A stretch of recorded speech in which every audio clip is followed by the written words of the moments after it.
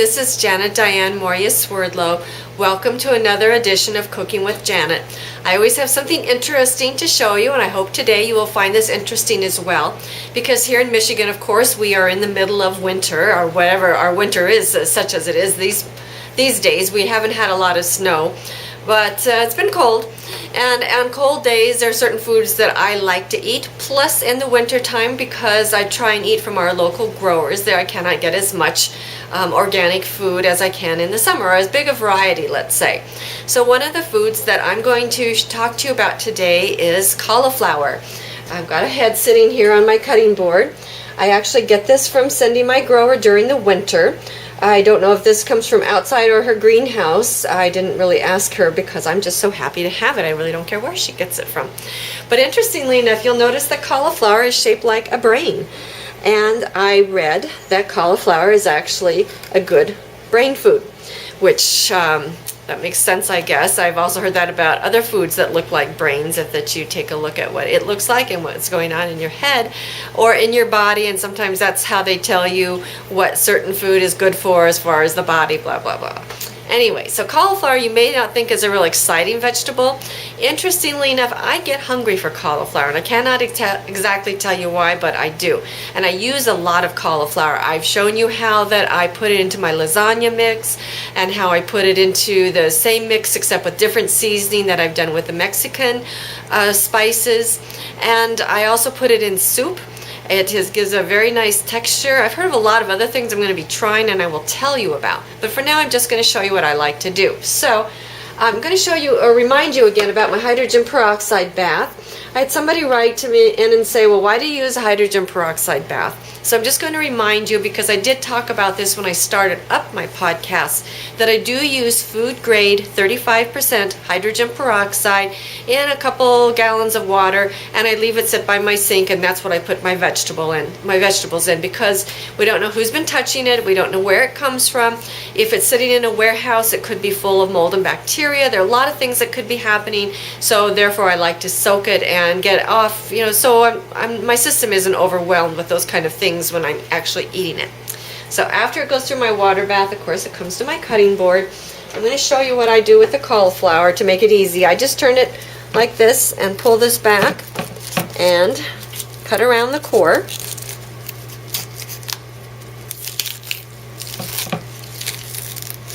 The core comes out, and pull these back, and you have a really nice presentation. So if you want to do it raw, you can use it like this. You can easily break it apart, but I want to show you what I did with mine over here. I kind of got it started for you. I put it in my steamer, and I actually steamed it whole. And again, if you're serving it to company or even for yourself, because it's nice to take care of yourself, it makes it, again, a very nice presentation.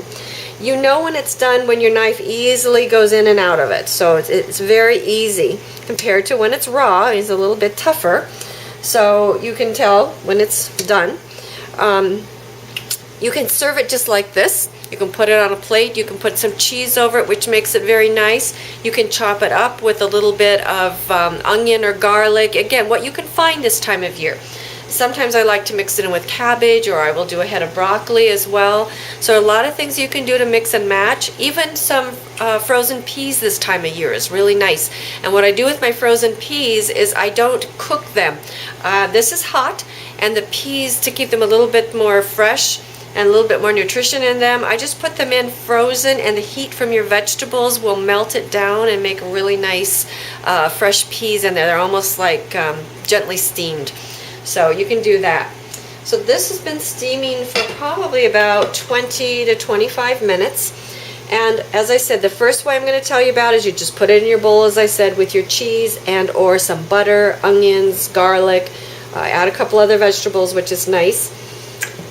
What I'm going to do is I'm going to show you two other ways to prepare it. Switch burners out. And this, of course, is my famous nonstick pan, which we all have varying opinions on. I'm using my mind pattern so that it's not an issue for me. And what I'll do is I'll take a head of the cauliflower that I have, and I like it crunchy sometimes. Let me get my spoon to get it out. They fall apart on us because it's actually just perfect for what I want to do with it. So Take it out little bit by little bit. I'm going to put this on this plate and just break it all apart before I put it. I'm heating up my olive oil. So a couple different ways that I really enjoy the cauliflower. Very hot, and you can make it cold if you want. You can get it this far and put it in your refrigerator. Okay, and this head I'm going to put in this bowl and show you what I'm going to do with that in a few minutes. And also when I do my fermented vegetables, I put cauliflower in, which again is something you can do in the winter. You can ferment I do cauliflower, broccoli, you could do leeks, onion, garlic, turnips, parsnips. I shred all of that. I do about 5 pounds of vegetables, and I've shown you how to do this before. You can look it up in my podcast. 2 tablespoons of sea salt. You mix that together, you press it down, and you let it sit for anywhere from 3 or 4 days to 2 or 3 weeks. It's up to you. And when you open it up, you have beautiful fermented vegetables, and that's also a nice crunchy addition to your winter time meals. So this is getting hot over here. I'm just going to go ahead and start putting in my cauliflower. Now you can brown it like this, and again you can add onions and garlic. You can do this with broccoli. You can put that in there, whatever your wintertime vegetables are, and whatever goes together nicely. But it's very, very soft because of the way it's been steamed, so it's very easy to break apart. And I like to get it browning. And again, once it's browned, you can serve it that way. It's a nice addition to your meals. Okay. Now, everything out but my turner, it looks like. There we go. So you put this on high heat.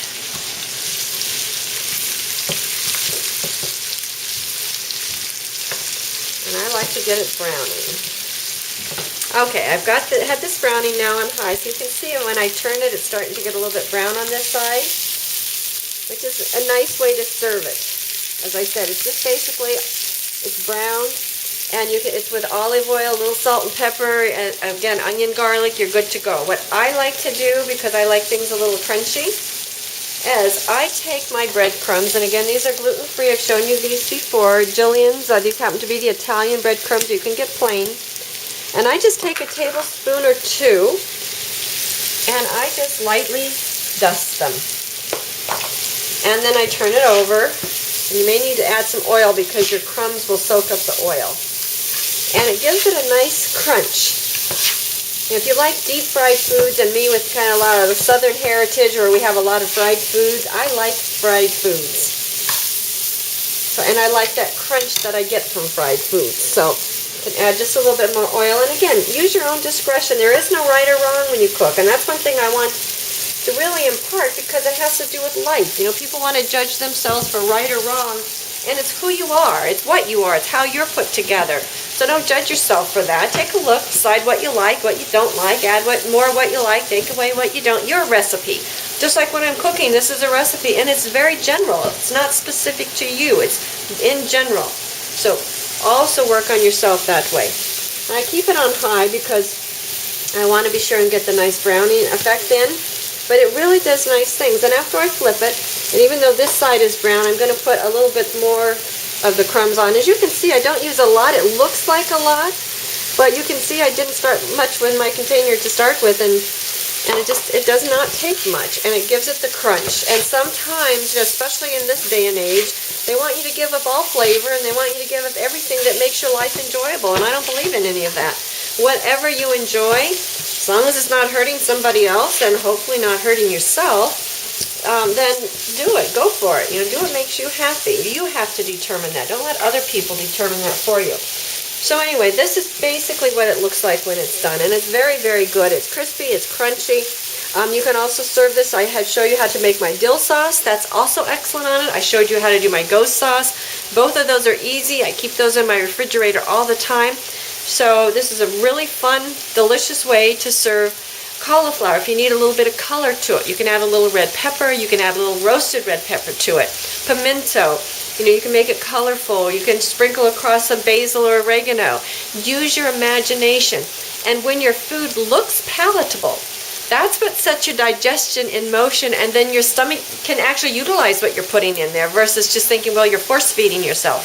So we want to go beyond that. We want to actually enjoy our food. We want to enjoy the things that go on in our life experiences, and what happens in our mind. So I'm going to set this aside. It'll probably continue to crisp, but I'm good with that because, as I said, that's the way I like my food. And then I'm going to go over here to this bowl, which I told you I was going to show you what to do with it. Now this again is very, very soft. You can see it's a beautiful head of cauliflower. And I'm just going to pull it apart just so you can see. It's still hot, it's still steaming, but you can also do this when it's cold. So whatever works. Oh, and that's another thing that sometimes I do with my cauliflower after I steam it. A lot of people eat it only raw. I also steam it and then we'll put it in a salad and eat it that way. So lightly steamed is also very good. Sometimes it's too much chewing, too much crunch, and actually sometimes you can actually use the nutrients easier because there is a little bit of, it's been broken down a little bit through the cooking process. So we're going to next do mashed cauliflower, which is actually one of my favorites. And I have a little bit of goat butter over here. I'm just going to put in a couple tablespoons. And I hope my friend who sent me this beautiful knife recognizes I've started to use it now. Thank you very much. I appreciate that contribution to my kitchen. So here's some goat butter, and it's just going to work in here and melt itself down because for now everything is very, very hot. So just stick that in here. And I am going to put in a little bit of sea salt, probably around around a quarter of a teaspoon. Again, it's up to you what you like. I have some organic black pepper, which I'm also going to put in. I have onion powder. Now you can also do onions in here, the same thing. After you've cooked it, you could steam them up and just put them right in with your cauliflower, and that is going to mix in very nicely. And the same with garlic, although I'm using garlic powder. Put that in for a little extra flavoring. You know, again, a teaspoon, a tablespoon, whatever it is you like. And I have some chopped garlic, which I prefer, of course, fresh, but I keep this on hand. You can get this at Vitacost.com pretty reasonably. I like to put a little bit of that into it. And a lot of times, it depends again how you like your flavors, because I deal with a family and I deal with children. A lot of times they prefer things that are smoother, whereas an adult sometimes you want a little bit more texture, and so you put it in a little bit different variety of things. And then I have this handy tool, but you can also use a mixer, you can use a hand masher, you can use a fork. So whatever you have on hand, don't think, I can't make this because I don't have the right tools. Use your imagination, just like you would in life. Okay, this is what I want to do. How can I accomplish it with what I have? You don't have to spend a lot of money. You don't have to spend a lot of time. Make things easy for yourself. Don't stress, and make life happy. Make the food that you eat happy for your body. So here we go. I'm just going to show you how I push this in. Oh, one last thing, I almost forgot. I like to add a little bit of the goat. I use goat milk. So I'm going to put in again, a couple tablespoons, not a lot. Just enough to smooth it out a little bit. You could use cream if you have that on hand, anything that you want. Or nothing. Experiment.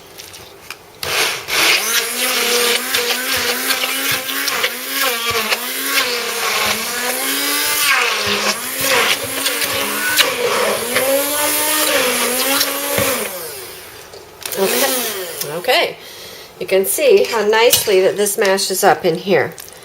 And you put it in, of course, a nice serving bowl. If you want to serve it with your meats or whatever, you can make a nice gravy for it. And you really can't tell the difference. You can also, again, you can do this with turnips, you can do it with parsnips, you can do it with celeriac root, you can do it with rutabagas. There's a lot of different things that you can mash up like this, or you can combine your root vegetables. You can put carrots in here. I'm not a big carrot eater, but some people like those.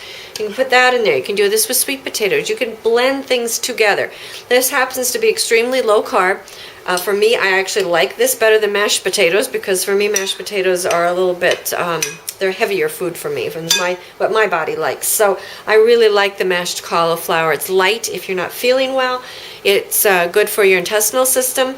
And again, you can put the whole pieces in soup.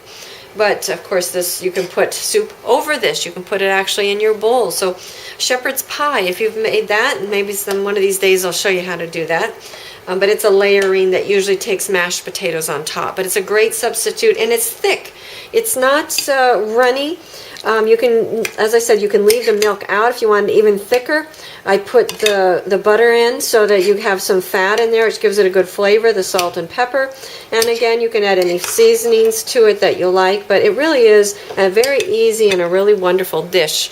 So I want to thank you for taking the time to learn a little bit more about what you can do with the joys of cauliflower.